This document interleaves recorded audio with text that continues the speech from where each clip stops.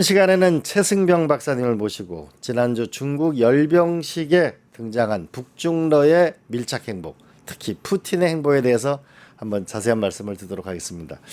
이번에 푸틴의 전승절 참전 이후에 갑자기 뭐냐면은 휴전은커녕 우크라이나 아주 맞습니다. 카이루 그 수도를 공격했는데요. 이 어떤 배경이 있는 걸까요? 네, 지난 현지 시간 9월 6일부터 9월 7일 야간에 또 대규모 우크라이나 키이우를 비롯한 전역에 대한 공습을 실시했습니다.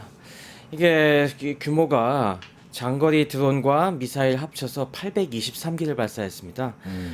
드론이 이게 계란2라고 해서 이란제 샤헤드 장거리 드론을 갖다가 이제 지금 라이센스 생산하고 있는 게 있는데요. 예. 이게 거의 대부분 810기 정도 발사됐고요. 그리고 이스칸데르 탄도 미사일을 갖다가 13기를 발사했습니다. 뭐 지난 2달 전인 7월 달에도 그때 한 741기 발사해서 굉장히 뭐 개전 이래 최대 규모라고 했었는데 이건 그걸 뛰어넘는 어마어마한 수를 발사했고요. 이번에 그래서 우크라이나 발표로는 이게 대략 한 751기 정도를 갖다가 격추하는 데는 성공했지만은 미사일 9발과 그리고 드론 56대가 명중을 해서 상당한 또 충격을 주었습니다. 특히 이번에는 키이우 중심가에 있는 정부 종합청사에게 제대로 명중을 해갖고 정부 강요들이 나와서 그걸 배경으로 막 사진을 찍고 하는 등 이런 상당히 또 임팩트가 굉장히 컸습니다. 이게 이렇게 푸틴이 뭐 그동안 계속 평화를 할 것처럼 얘기했지만은 이번에 이렇게 다시 한번 강공을 터뜨린 거는 이번 전승절 행사에 참여하면서 이 권위주의 국가들 블록이 단단하고 아무리 이 서방에서 위협을 한다 해도 우린 충분히 지금 맞상대할 능력이 있다는 걸 과시하는 그런 이런 것이 아닌가 대규모 공습, 더군다나 정부 청사를 공격할 정도면은 싶습니다. 네. 우리가 이 전승절 행사, 우리는 트럼프에 대해서 맞설 힘이 있다, 이런 걸 대외적으로 과시하기, 이렇게 보시는 거네. 네네. 그럼 트럼프 대통령은 아주 기분 나쁠 텐데 네. 이 회담한 지 얼마 되지 않았는데 회담으로 평화를 했는데 이게 이러면 좀 체면을 구긴 건데 이건 어떻게 보세요? 맞습니다. 그래서 기자들도 트럼프 대통령에게 계속 이거에 대해서 어떻게 생각하냐라고 했을 때 당연히 트럼프 대통령도 굉장히 기분이 나쁘다라는 얘기를 갖다가 했었고, 사실 그 전승절 열병식 행사 할 때도 그 당시에 트럼프 대통령이 한 말이 이거는 북중러가 이렇게 함께 나서는 걸 반미 작당모이라고 그런 식으로 약간 원색적으로 비난을 했었지 않습니까? 뭐 그거에 이어서 계속 불쾌한 얘기를 갖다가 했었고, 뭐 그런 상황에서 이게 기분은 굉장히 나쁘지만은 아직까지 그래도 판은 깨기가 좀 그런 모양입니다. 또 그러면서도 보면 네. 푸틴 대통령하고 대화에 나서서 해결하겠다, 이런 얘기를 또 트럼프 대통령이 했거든요. 네네. 지난번 알래스카 회담에서 푸틴 대통령하고 트럼프 대통령 무슨 얘기가 있었던 걸까요? 그 당시만 해도 이 트럼프 대통령이 사실은 초반에는 굉장히 강하게 나설 것 같았지만은 사실은 좀 톤을 갖다가 비교해 보면 좀 밀렸지 않습니까? 항상 트럼프가 푸틴 앞에만 서면은 조금씩 이제 작아지는 모습을 보여왔는데, 그때도 푸틴이 아무래도 굉장히 또 달고 다른 달인이지 않습니까? 그래서 그 앞에서는 뭐 좀만 기다려 보시고 우리가 하면은 잘 할 것처럼 얘기를 해주면서 어느 정도 운은 띄워주고 이제 돌아가서 젤렌스키 데리고 한번 방문해 주시면은 잘 얘기해 보겠습니다라고 해놓고서는 정작 확실한 얘기는 아무것도 안 하고 이런 식으로 계속 시간 끌기 전략에 나서고 있었는데 이번에 완전 전승절 행사에서 힘을 받았는지 이제는 아예 트럼프를 좀 더 수위를 높여서 무시하는 이런 행보를 보이고 있는 것 같습니다. 저도 푸틴 대통령을 본 적도 있었고 그 전기를 본 적도 있었는데 치밀한 사람이죠. 예. 자, 이제 그러면 뭔가 이 러시아 우크라이나 전쟁을 끝내기를 바라는 세계의 열망이 있는데 이러면 대화로 해결될 국면이 아닌 것 같은데 뭔가 뾰족한 수가 없을까요? 맞습니다. 지금 이게 굉장히 난항에 봉착해 있는데요. 원래 이 트럼프는 자신의 이 강력한 지도력과 협상력으로 이걸 적대적인 지도자들을 테이블에 앉힐 수 있다고 자신을 해왔는데, 이게 지금 안 먹히고 있는 상황이기 때문에 당연히 미국 입장에서는 다시 한번 강수를 압박을 갖다가 넣어야 될 시기라고 판단하고 있습니다. 이걸 앞서서 얘기하고 있는 사람이 베센트 지금 재무장관입니다. 그래서 베센트 재무장관이 기자회견에서 이제 우리가 2차 제재를 갖다가 들어가겠다. 트럼프도 그거에 대해서 부인하지 않고 있고요. 그래서 EU와 EU 특사 오설리번 특사가 그러니까 오늘 우리나라 시간으로 오늘 밤에 워싱턴을 오기로 했거든요. 그래서 같이 얘기를 해갖고 아무래도 러시아가 이렇게 버틸 수 있는 원인은 러시아의 석유를 비롯한 원자재를 많은 국가들이 또 사주고 있기 때문 아니겠습니까? 석유를 파는 거죠. 네, 그걸 EU와 함께 조금 더 문을 더 걸어 잠그겠다. 그래서 러시아에 대한 확실한 압박 작전을 하겠다라고 지금 얘기를 하고 있습니다. 하지만 지금 문제는 이번 전승절 행사에서도 볼 수 있듯이 기존에 이 러시아의 석유를 사주고 있는 대표적인 국가가 중국과 인도 아니겠습니까? 예. 인도에 대해서도 뭐 이걸 빌미로 해서 뭐 관세 50% 때리면서 압박을 하겠다고 했는데 모디 총리가 수그리고 오기는커녕 꿈쩍도 안 해버렸죠. 네, 꿈쩍도 안 하고 오히려 기분 상했다고 전화도 안 받아주고 오히려 이번에 중국에까지 가는 이런 행보를 보여주면서 이 제재가 지금 안 먹힐 가능성도 굉장히 큽니다. 맞아요. 러시아의 결국은 그 돈줄은 결국은 석유인데 네. 중국이 47%, 인도가 38%인데 가장 뼈아픈 거는 인도 태평양 전략을 미국이 쓴다 그러는데 인도가 빠져나가 버린 거죠, 그죠? 맞습니다. 인도가 상당한 그래도 지금 돈줄을 어떻게 보면 책임지고 있는 부분인데 인도가 과거 인도 태평양 전략에 따라서 미국으로 경사되기는커녕 사실은 모디 총리는 어느 정도 그래도 미국 트럼프에 대해서 우호적인 생각도 있었고 어느 정도는 받아줄 마음도 있었는데 트럼프가 그거에 대해서 너무 매몰차게 50% 관세를 때려버린다고 하면서 이거 완전 기분을 상하게 했죠.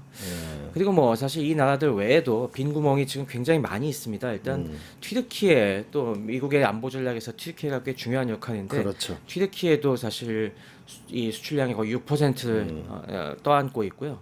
또 EU에도 사실 빈 구멍들이 있습니다. EU에도 보면은 헝가리, 슬로바키아 같은 내륙 국가들은 에너지를 아무래도 바다에 매나 있지 않기 때문에 외부에서부터 에너지를 조달하기가 매우 어렵습니다. 그래서 아직까지도 이 러시아로부터 통하는 송유관을 통해서 수입하는 게 그쪽엔 유리하기 때문에 계속 이렇게 받아주고 있고 아무래도 이번에 베센트 장관이 이런 구멍을 최대한 막아라라고 하겠지만은 과연 이들 나라가 이걸 순순히 들을 것 같지는 않습니다. 이 제재가 결국은 효과를 발휘하기 쉽지 않겠다 이런 얘기네요, 그죠? 더군다나 이제 이 관세 전쟁으로 인해서 이 트럼프 대통령이 국제사회 신뢰를 많이 잃어버리는 게 또 하나 또 취약점 아닌가요? 네, 맞습니다. 지금 워낙 원래는 이거에 대해서 좀 많이 동참하는 국가들을 늘렸어야 되는데 지금 다들 상당히 민심을 잃었기 때문에 그래서 각 국가들이 어떻게든 뭐 이거에 대해서 다 뒷구멍을 열어주는 방식으로 암묵적인 저항을 하고 있죠. 이번에도 보면은 또 한 가지 충격적인 얘기가 원래 중국이 사실은 미국과의 관세 전쟁을 그래도 유리하게 끌어가기 위해서 그래도 눈치를 계속 받지 않습니까? 그래서 러시아에 대해서 너무 세게는 아니지만 그래도 어느 정도의 제재는 암묵적으로 동참해오고 있었는데 그 중에 하나가 러시아 기업들이 그 전에는 중국에서도 자금을 많이 조달했습니다. 판다 펀드라고 해서 위안화 채권을 많이 조달했었는데 이번 방문 때는 그것까지도 풀어주기로 했다는 보도입니다. 그러니까 이제 앞으로는 러시아 지금 어려운 기업들이 다시 중국에 와서 위안화 자금을 조달해 갖고 또 어려운 상황을 넘길 수 있는 또 하나의 이런 숨통들이 트이기 시작하고 있는 거죠. 자, 그러면 이제 채찍이 쉽지 않으면 뭔가 푸틴 대통령한테 당근이 있어야 될 텐데 트럼프 대통령이 푸틴 대통령에 줄 당근은 뭐가 있을까요? 지금 그 당근도 너무 많이 노출이 됐습니다. 사실 이 푸틴에게 줄 수 있는 당근, 지금 우크라이나 러시아 전쟁에서의 주요한 푸틴이 요구하고 있는 거라면 첫 번째는 영토 문제가 있습니다. 원래 시작했던 것이 돈바스 지역. 돈바스 지역은 지금 거의 장악한 상태지만 약간 좀 남아 있거든요. 그래서 돈바스 지역을 마저 내주고 전쟁을 끝내자라는 안이 있었고, 그리고 또 지금 푸틴이 역시 장악하고 있는 것이 그 외에도 자포리자주와 이 헤르손주를 갖다 거의 장악하고 있습니다. 그래서 이거에 대한 또 현상 유지, 이거에 대해서 나가라고는 안 할 테니까 지금 선에서 끝내자라는 이런 영토 부분이 있고요. 그 다음 문제가 아무래도 지금 계속 조여지고 있는 경제 제재를 갖다가 해소해 주는 부분, 이런 부분이 있겠고, 이게 마지막이 그러면 종전에 있어서 가장 중요한 것이 푸틴의 계속 요구는 우크라이나가 중립국가, 즉 완충지대로 남으라는 거 아니겠습니까? 근데 지금 유럽 입장에서는 이거는 받아들일 수 없다. 우리가 지금 우크라이나가 이렇게 넘어가면은 분명히 당장은 중립국일지 몰라도 곧이어 다시 러시아의 공작에 의해서 친러 위성 국가로 전락할 것이다.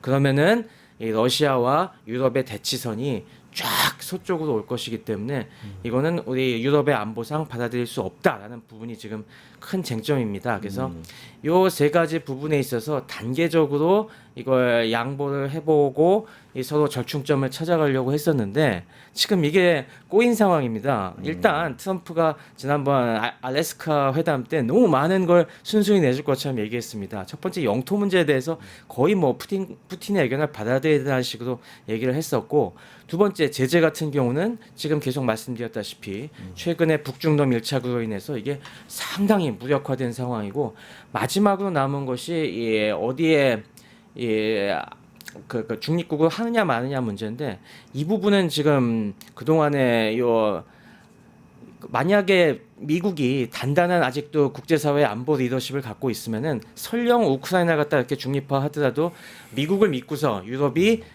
받아들일 수 있을 텐데, 지금 유럽의 불안과 불신이 극에 달했지 않습니까?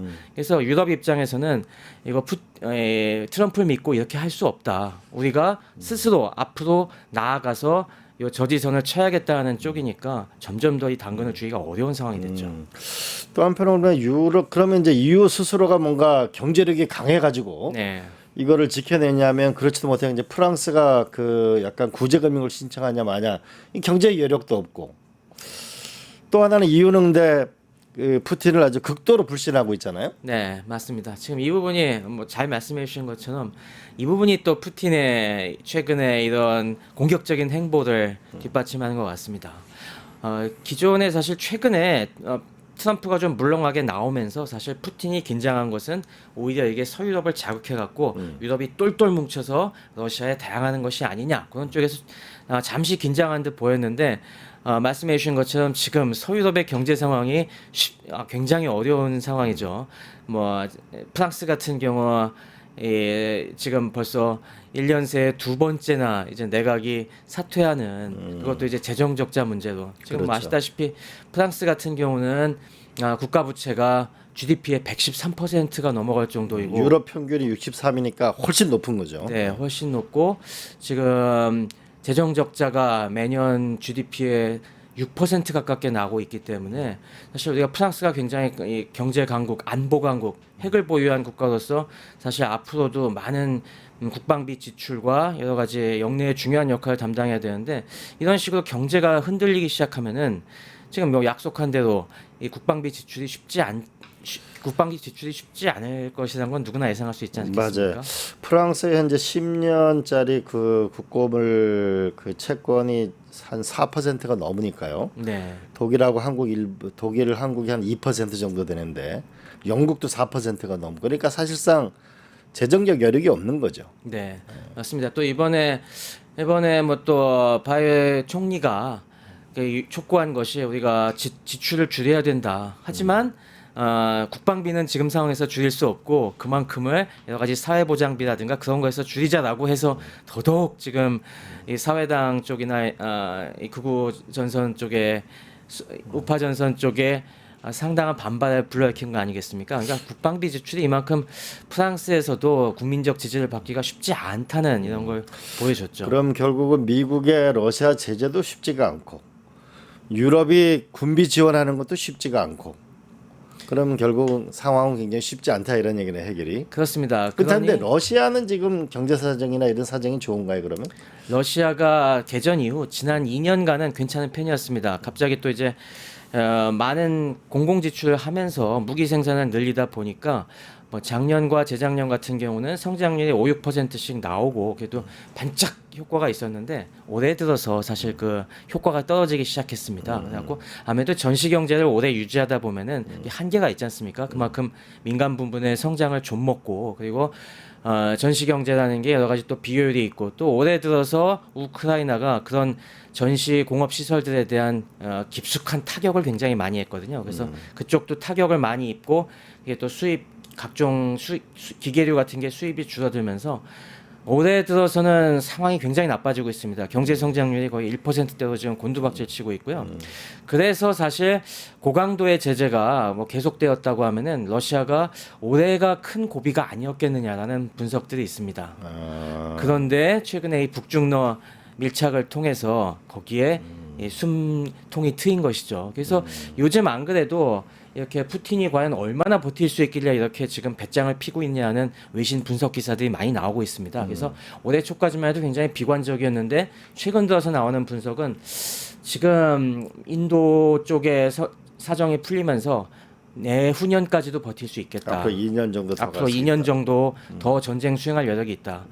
푸틴의 노림수도 결국에 우리는 2년 버틸 수 있는데 지금 서방의 꼴을 보니까 서방은 2년 못 버틸 것 같다. 분명히 그 전에 자중질환을 일으켜서 먼저 이 좋은 조건 들고 올 것 같다라는 판단이 섰다는 그런 분석들이 많습니다. 지금. 미국도 뭐냐면은 군비 지원을 하는 거 부분은 국민의 상당수가 반대하고 있죠, 그죠?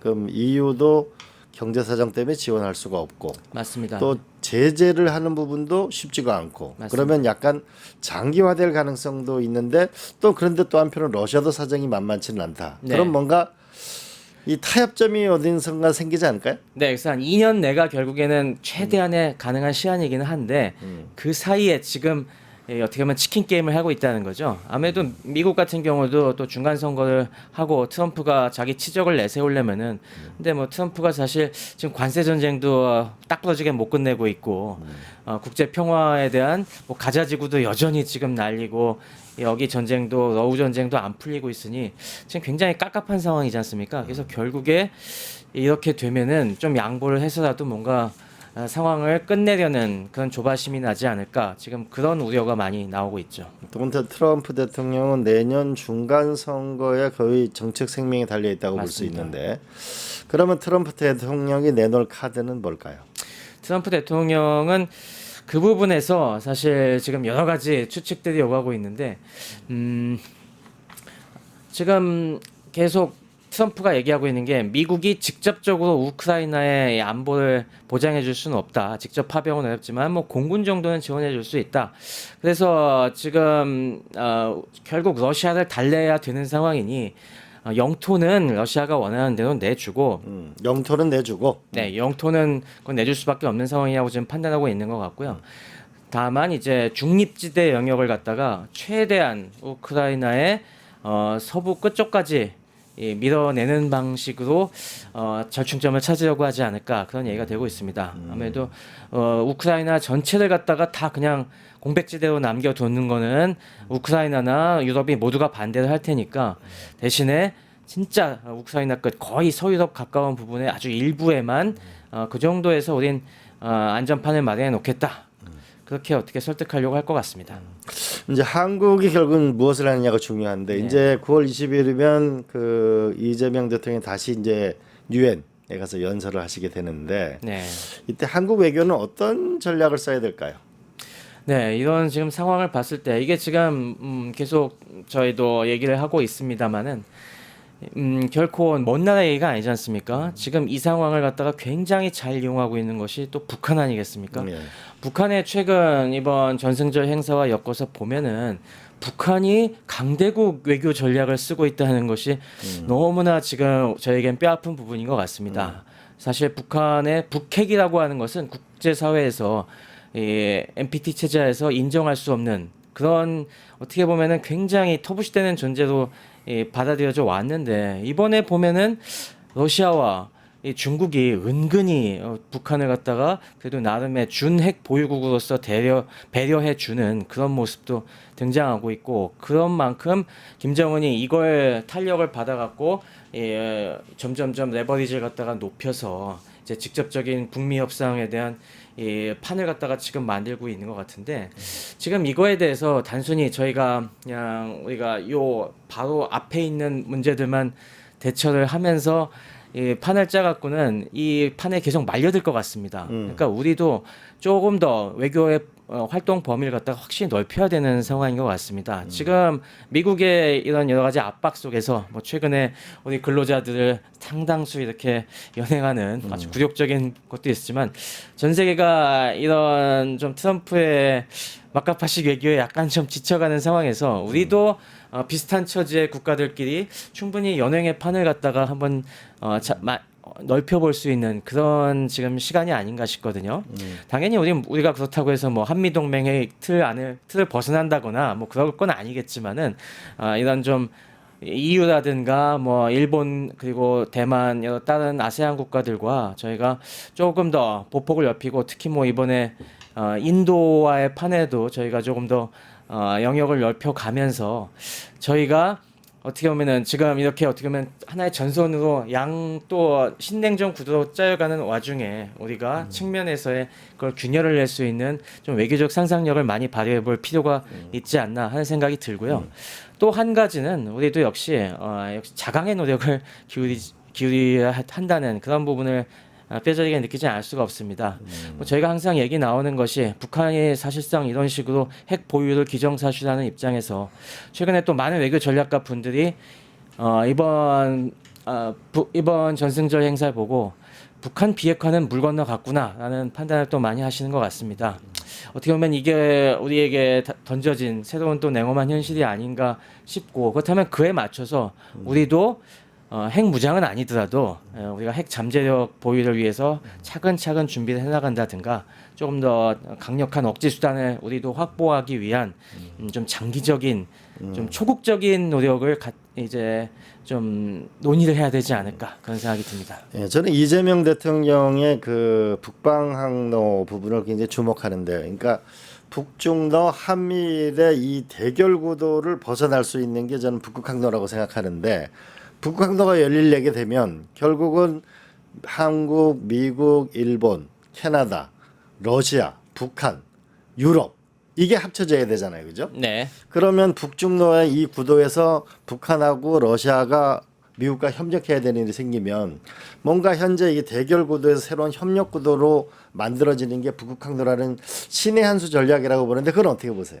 네. 그런 것들도 뭐 충분히 당연히 뭐 쉽게 되지는 않겠지만은 저희가 그런 걸 갖다 과거에는 뭐 이런저런 생각을 갖고 이건 안 될 거야라고 하고서 그냥 쉽게 포기해 보는 일들이 많았는데 지금은 그런 어떻게 보면은 가능성이 적지만 우리가 만약에 된다면은 충분히 새로운 이런 구도의 변화를 줄 수 있는 걸 더 적극적으로 시도해봐야 되지 않나 싶습니다. 이거는 뭐 북쪽으로는 북극 항로가 되겠고 남쪽으로는 뭐 다른 사실 우리가 인도 태평양 전략도 옛날에 물론 고 아베 총리가 아베가 그런 식으로 뭔가 현상에 대한 변화를 주기 위해서 구상해본 새로운 파이지 않습니까? 그거에 시도 자체는 뭐 충분히 일본 입장에서 해볼 수 있는 선택이었다고 생각되고요. 우리도 마찬가지로 우리 나름의 우리가 주도하는 또 다른 그런 상상력의 길을 갖다가 자꾸 뚫어야 되지 않을까 싶습니다. 이번 에이펙 정상회담에 이걸 트럼프 대통령, 시진핑 주석이 온다 그랬는데 이때 트럼프 대통령과 김정은 위원장의 만남은 어떻게 될 거라고 생각하세요?